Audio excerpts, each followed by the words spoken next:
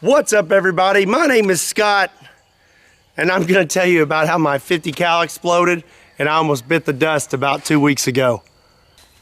So I know a lot of you are probably wanting me to explain my injuries, and I'm going to do that, but I think it's best we start from the beginning. I know some of you are going to try to skip around in this video. I highly recommend you stay tuned and listen to all of this. But for those who are going to skip around, let me clear something up first. This was not the Barrett that we tortured tested, and this was a complete freak accident. There's nothing that I did to have caused this. So April 9th, 2021, we come out here to shoot a fire hydrant with some slap rounds using my Serbu RN50. So we have the Serbu RN50 with the 36-inch long heavy barrel, and we're gonna go ahead and go big or go home and start out with this. This is a 50 BMG slap tracer round. The slap rounds tend to go a little to the right, so I aimed a little to the left, but this one actually hit true to where I was aiming. We hit right here, and you can see that thing is smoking. And then we blew right through the back of this thing. Everything was going pretty smooth. We shot the fire hydrant several times, but the slap rounds were acting a little funny. One of the slap rounds hit like 1.5 feet low and to the right. I say we hit it with one more slap round, but this time aim for the thickest part of the fire hydrant and see what happens.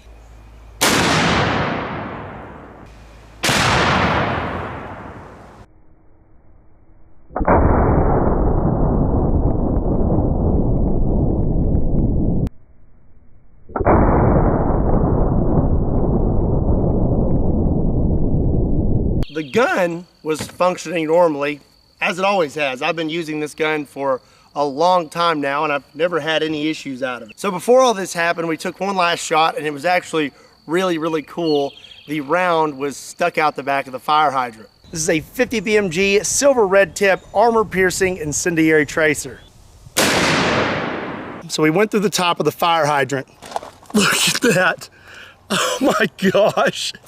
It's just stuck out the back. After that, I decided I was gonna take one last shot with a slap round and try to hit the thickest spot on the fire hydrant. So before I loaded my last slap round, I know that there was no barrel obstruction because I literally found the round in the fire hydrant. But this last round that I loaded into my Serbu RN50 was a very, very hot round, and I had no idea. And there's really no way for me to have ever known that this round was as hot as it was.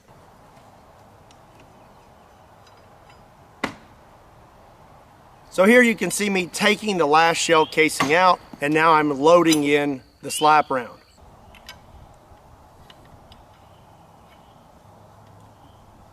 I screw the cap on all the way, and the gun closes completely, and everything is functioning as normal. And one thing is something someone may mention is maybe I didn't screw the cap on all the way. Well, you can clearly see the cap is screwed on all the way, and this gun actually will not close if the cap is not screwed on all the way. So everything was functioning good on the gun. What I didn't know was the slap round that I put inside it was extra, extra hot, and I had no idea. And there's really no way for me to have ever known. These rounds are extremely rare, and they're very old. They're like $100 a piece. These aren't manufactured anymore, and really there's no way you can really know what's happened to them over time as they've passed hand to hand. I was under the impression that these were genuine military surplus rounds and hadn't been tampered with. So now I'm gonna actually show you what happened.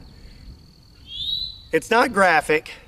All the graphic stuff happened after the fact, and I'm gonna tell you all about that, but I am gonna show you what happened just so you can see what happened to me that day.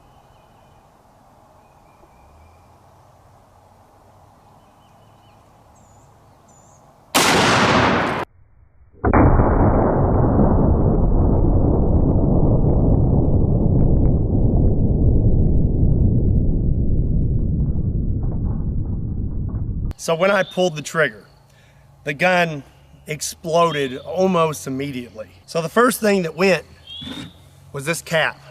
And this cap is solid steel, and it is very, very heavy. If you look right here, the threads are sheared off of this gun completely. I spoke with Mark Serbu and he said that normal pressures are 55,000 PSI. And for those threads to have sheared off and this cap to have just blown off like that, we're looking at over 85,000 PSI. So the cap blows off. It's kind of hard to put these on because of my little nose brace. I'll explain. But safety glasses are on. And this cap, you can see this little crescent here.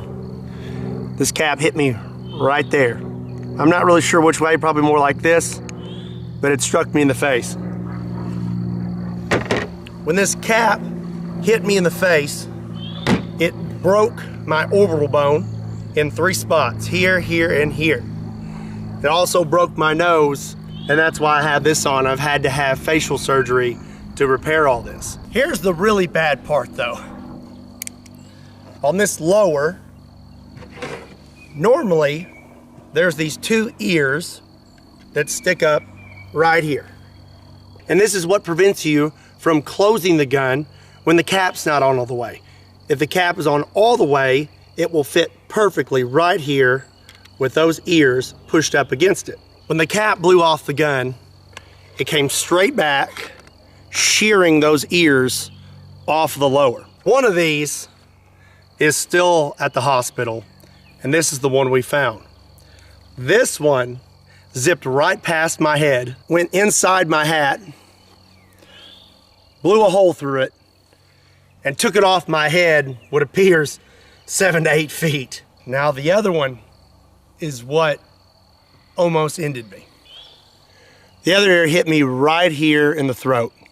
It proceeded to lacerate my jugular vein and then punctured a hole in my right lung. As for my hand, my best guess is this is what did it. In the video, you can see that the stock almost disappears instantly. I believe it came in a downward motion and hit my finger. You have your natural bend in your index finger. Well, this bone right here looked like a V. So my finger looked like a big W. So back to the lacerated jugular. I've now been hit in the throat, and I'm not really sure what happened because when this cap hit me in the face, I went blind in my right eye instantly. I have vision coming back now, and they say my eyes should make a full recovery. But in that moment, I went completely blind in this eye, and it was like I had been punched. And I went backwards, and I landed on all 4s. A lot of you wonder who is behind the camera in my videos. This is my dad. His name is also Scott. If he had not been out here with me, that would have been it for me. He come running up and he let me know of my injuries because I was still in a daze. I've just been punched in the face by a big metal cap. And he let me know real quick that there was a hole in my neck and I was losing a lot of blood really fast. My dad shoved his thumb into my neck and said, "Put your thumb there." Now that I'm aware of what's going on, I took my left thumb, I took my shirt, wrapped it in my shirt, and I shoved it as far into my neck as possible. I was not aware that my jugular was lacerated, but I did know this is really bad. I have a law enforcement background, and I've been trained in injuries and wounds and gunshots and things like that. And I know very well that if you get hit in the neck, it's not good because you can't tourniquet a neck. After I had plugged the hole, I applied extreme pressure, pinched my head down into my hand, and made a run for the truck. So the truck here was right near us. There's a trailer attached. I had to run around the front. I jumped in the passenger seat. Dad jumped in and we took off. And this all happened in a matter of seconds. I would say under a minute. We were in that truck and just hauling tail into town. Something I forgot to mention, this upper weighs like 25 pounds. And you can see in the video that it just gets thrown off the table. So much pressure came out the back of this upper that it launched it off the table. It's an insane amount of energy that was thrown into my body. So now we're driving very fast into town. I am applying constant pressure to my throat and I'm breathing very slowly, trying to control my heart rate, because the faster your heart rate, the faster you're going to bleed. My dad's driving, so I thought it would be nice of me to call the ambulance. My dad didn't agree with this, but I wanted to do it myself because I wanted to try and stay awake. I needed to be doing something to keep myself conscious. If you have an iPhone, there's this nifty little feature on the side here, and if you hit that button one too many times, it'll call 911.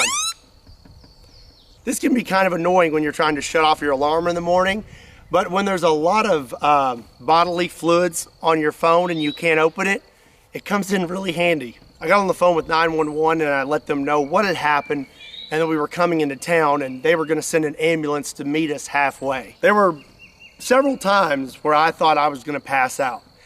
And I knew if I passed out that that was gonna be it, because my dad's driving. If I pass out, who's gonna keep applying pressure to my neck to keep me from bleeding out? Times like this, you really need something to focus on, and I focused on my kids. I had their faces in my brain and I just focused on them and I fought as hard as I could. I stayed conscious the entire time. We met the ambulance halfway, they got me loaded up and we took off towards the hospital. And like I said, I know that I was in a bad spot, and I don't know if you know this, but if your jugular is completely severed, you have 30 seconds. I knew that being hit in the throat, I may not have much time, but the closer we got to the hospital, the more my confidence built, and I thought, hey, maybe I'm gonna be all right. When I was in the ambulance, I asked them to cut my shirt off because I was having trouble breathing and I thought maybe I'd been hit in the chest as well. They cut my shirt off, there wasn't anything there, but when I got to the hospital, they x-rayed me and they said my right lung had collapsed because it had filled with blood, and that was from this little guy here puncturing my lung as well. So from there, they had to intubate me while I was wide awake, and I tell you, that is not fun. Take this long metal rod with a point on it, and they stick it through your rib cage, and it wasn't fun. After that, I was feeling a little better. I could breathe a little better, and then they wanted me to take my thumb out of my neck, and I was like, we're not taking my thumb out of my neck. You just wrap it up with some tape and stay there. But they told me I had to take my thumb out of my neck, so they had a bunch of gauze and packing, and as soon as I pulled it out, they packed my throat. When I pulled my thumb out, that's when I saw my finger, and they said that I audibly said, oh, that's not good, because my finger looked like a big W. They informed me after that they were gonna have to life flight me to Vanderbilt Hospital in Nashville, Tennessee. Very, very good hospital with very, very good doctors. Obviously, I'm here making this video. Big shout out to Vanderbilt Hospital. You guys are the best. So now they're about to knock me out, and at this moment I realized that this may be the last time that I see my wife or see my dad, because once they knock you out, you know, that's it. Either they're gonna fix you or you're not waking up. My wife had arrived. I called her in there, I held her hand, and we had words, and then I called my dad in to pray. And after that, I remember waking up in Vanderbilt Hospital, hooked up to every machine possible. I'm gonna throw some pictures in here.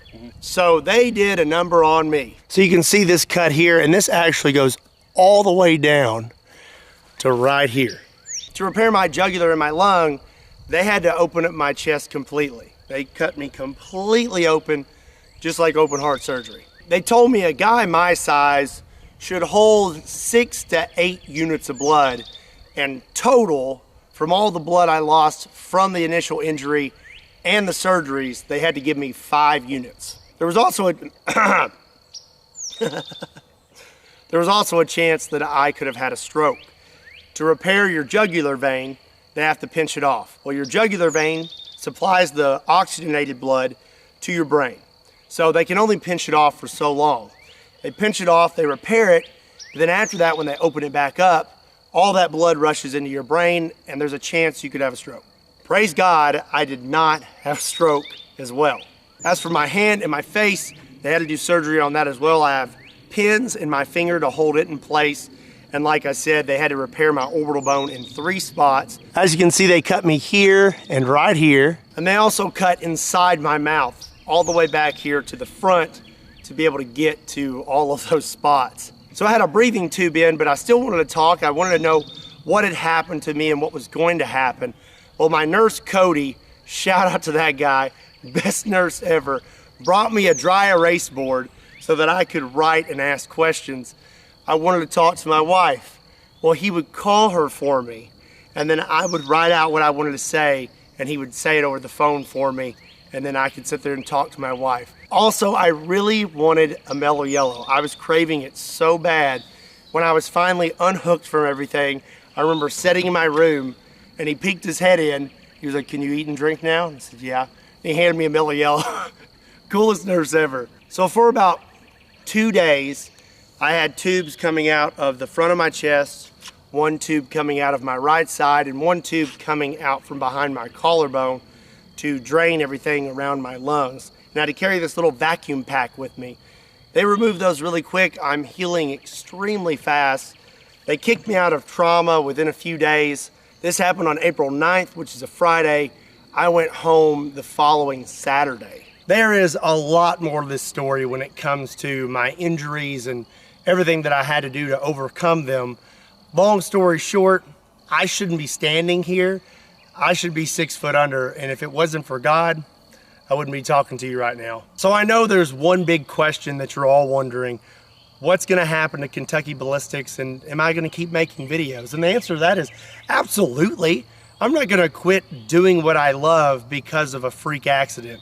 There's nothing that can keep me from continuing on. I love what I do, and I appreciate every single one of you. I am healing at a Wolverine rate. I am healing so fast that really a lot of people have been kind of confused at how fast I'm healing. That's God, He's healing me quick. And I'm gonna keep making videos, and I cannot wait to get back out here. I have some videos planned, and I think you're gonna like them. It's gonna be some really funny stuff. Also, I know there's gonna be a good bit of you that wanna support me while I'm healing, and I really, really appreciate that, but I don't wanna do a GoFundMe or anything like that. If you wanna help me out, I want you to get something out of it too. So we got some new shirts. The doctors told me that if it wasn't for this thumb, that I would have died. This thumb saved my life. And my wife came up with this saying. She said, "Just put a thumb in it." And I thought that was the funniest thing ever. So that's what we're going with. We have "Just Put a Thumb in It" shirts. I think these are awesome. And if you want to support me, there's a link in the description down below. They're available now. Pick you up a shirt and support Kentucky Ballistics. This is not my normal content, and definitely not what you expected me to post this week, but this is something I felt like I needed to let you know. Again, this was a complete freak accident, and there's no way I would have ever known just how hot that round was until it was too late. So like I said, I'm healing really fast, and I'm gonna be back to it as soon as possible. But in the meantime, keep your eyes peeled for some pretty interesting videos I have planned and my update videos. Before I close this video, I just want to say how much I appreciate every single one of you. Thank you for making what I do possible. And I know that the majority of you are going to be extremely supportive right now, and I really, really appreciate that. Don't forget, if you want to pick up a shirt, there's a link in the description down below. And as always, my name is Scott. My name is Scott, and you will most definitely see me next time.